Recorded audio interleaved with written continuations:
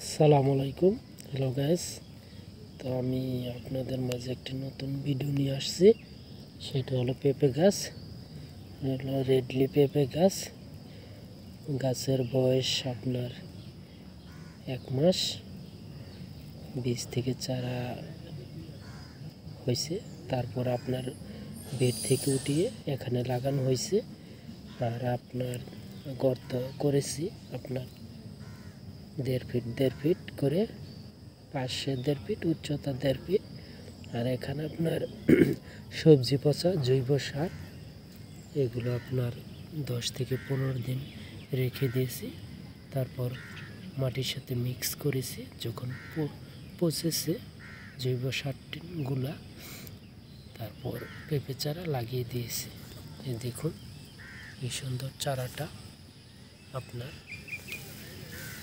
যে পাশে আরেকটি লাগিয়েছি আপনার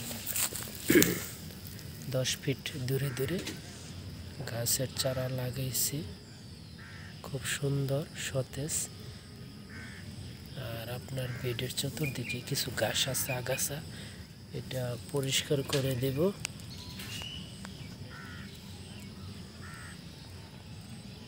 দেখুন কি সুন্দর গাছ।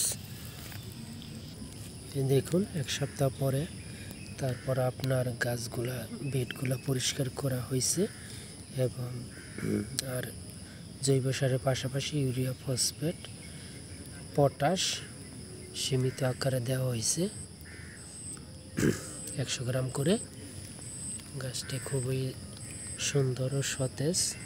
আর আপনার সতেজ হওয়ার কারণ হলো আমি 15 দিন পর পর স্প্রে করি। এই যে দেখুন স্প্রে যে করছি, বিষের এখনো পর্যন্ত পানির দাগ রয়েছে।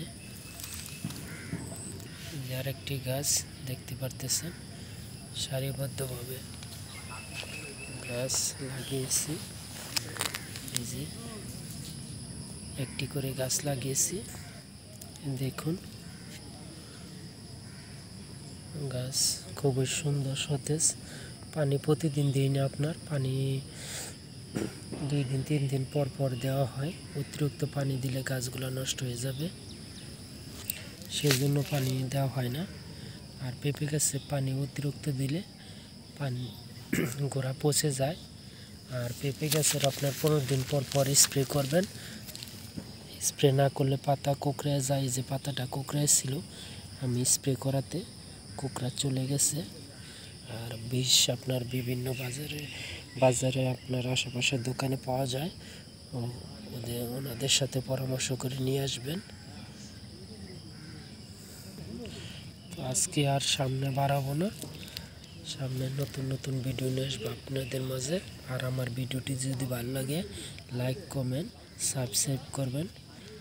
সবাই ভালো থাকবেন। আসসালামু আলাইকুম।